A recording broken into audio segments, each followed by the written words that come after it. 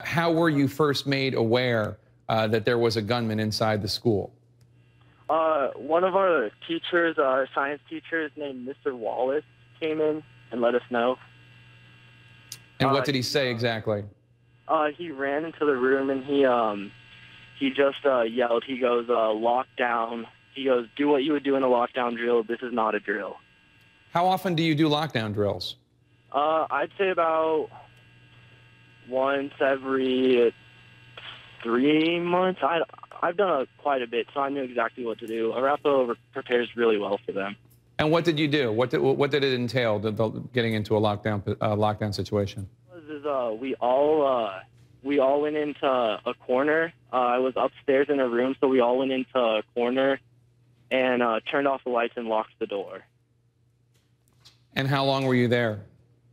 Well, we were there for about, I want to say, 30 to 35 minutes, maybe a little bit longer. And what could you hear, if anything, while you were in lockdown in this room with the door locked and the lights out? Well, right away we got in our corner, and none of us really we weren't serious about it because I mean we've always had lockdown drills, but none of them have been they've all been drills, and so we weren't really sure what was going to happen. And so we were all kind of talking until our teacher was like, you guys really need to be quiet. This isn't a drill. So we were like, okay. And then all of a sudden we just heard a lot of rumbling, like a ton of rumbling. It sounded like desks were hitting everything, and there was just so much. And then all of a sudden we just heard, or I heard 3 gunshots, and it was just bam, bam, bam. And yeah. You heard gunshots, and did you know that they were gunshots at the time?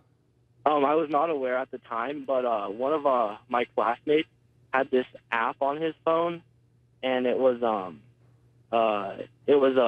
police radio interceptor, and so he got to hear everything that the police were saying. And so within 5 minutes of us hearing the gunshots, we heard the police say confirmed fire, and a suspect has entered the building.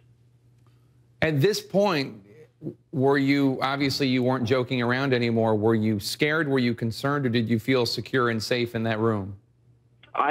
In the room I felt safe, but I was of course still worried because there's a gunman loose in our school, so I was worried, but I felt safe. So there were people around me already starting to cry, and I wasn't one of those, but I was still definitely worried, but I wasn't extremely scared. But yeah, I was definitely worried.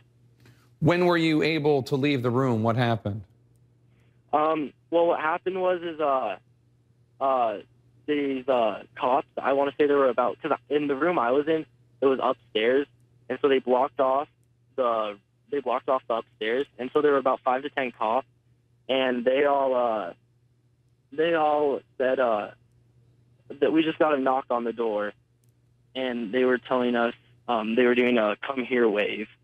And so my teacher, we heard the knocks, and we were all just so scared. And then we heard the knocks, and we were like, okay, we're just going to stay down. And then one kid peeks his head up. He yells at my teacher. He goes, it's a cop, it's a cop. And she goes, still stay down.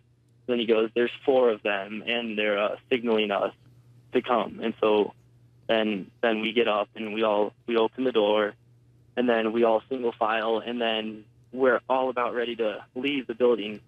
And then we don't know. I'm not sure whether or not it was another gunshot, the suspect killing himself, or, I mean, in my opinion, that's what it was, but we heard something, and all of a sudden the cops just yelled, get back in class, go, go, go, and then we all just scrambled into the class, and about 5 minutes later, the same cops knocked on and said, you're good to come out. And by that time, we all single-file lined to the outdoors, and then we went into the parking lot, and then we went on to the track. Wow, that's a horrifying story. Just to make sure I understand, the first time that the police came to your door of the classroom and knocked on the door, they weren't speaking probably because they were just trying to be quiet. They must have knocked lightly on the door? Yeah, it was by no means a bang, but even the lightest noise still scared us because the classroom was dead silent. The only thing you could hear was vibrates of phones just buzzing from parents and friends.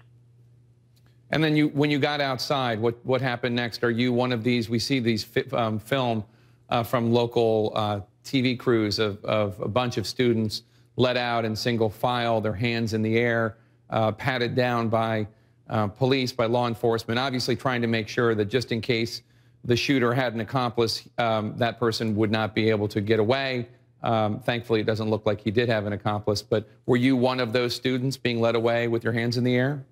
Well, what happened was the single file line, every single person had to put their hands up, no matter what. And so we all put our hands up, and the police would just lightly pat us, and we'd keep going.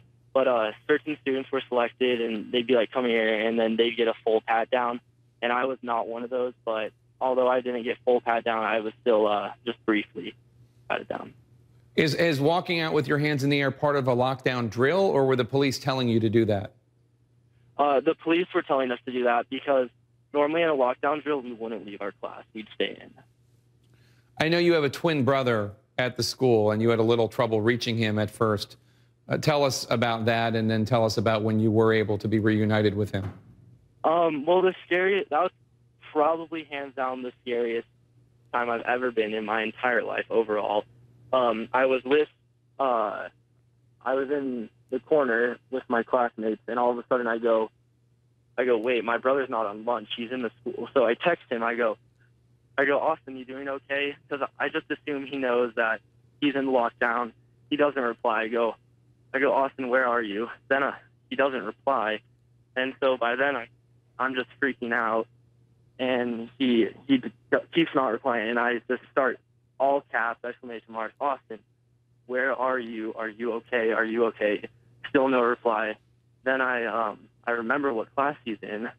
And so I'm texting my friend, Bernie, and I go, Bernie, is Austin all right? I need to know. Please tell me. And he goes, Austin never showed up to class today. And at that point, my heart just drops, and I go, oh my gosh, he could be one of the ones who got shot, and I'm so scared. But then, and I'm like freaking out. I tell everyone, and I'm on the verge of tears, and I just don't know what to do.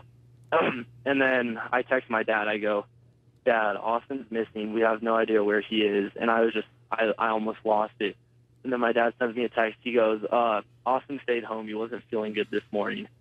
And I just dropped my phone, and I lost it. I started crying. I couldn't believe that he stayed home and he was safe, because for all I knew, he was one of the ones who got shot. Well, Christian, we're so glad that both you and Austin are fine, and I'm so sorry about the ordeal that you went through today. Thank you so much for talking to us. No problem. Thank you for having me.